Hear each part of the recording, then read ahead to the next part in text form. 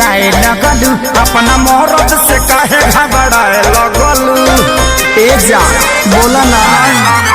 कुछ कहबो न कहनी डेराए लगलू अपना मोहरत से काहे घबराए लगलू। बेलू दिया उताई काहे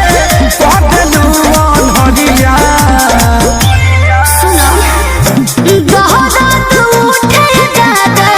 कोमल के भितरिया बहुत उठे दादा कोमल के भितरिया दवाई लिया निका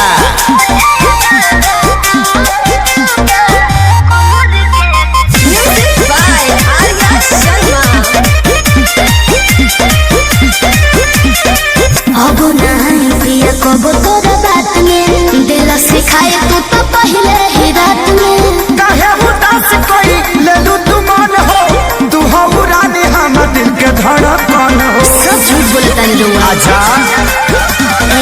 अब नहीं पिया कब तोरा बात में दिल सिखाए तू तो पहले ही रात में काहे उदास कोई लेलू तू मन हो तू हो रानी हम दिल के धड़कन हो। लागलू खूबसूरत सरिया अच्छा। पहनलू जब करिया बहुत उठे दादा कोमल के भितरिया बहुत उठे दादा कोमल के भितरिया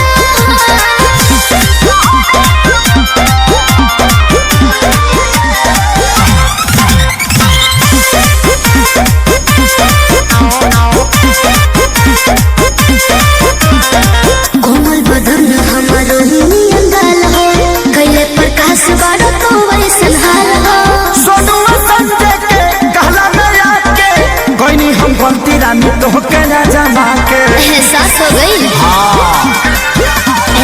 कोमल बदन हमारो नियन गाल हो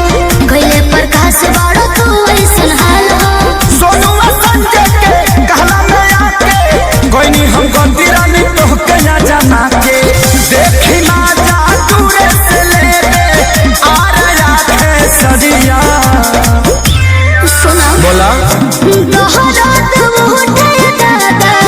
कोमल के भितरिया बहुत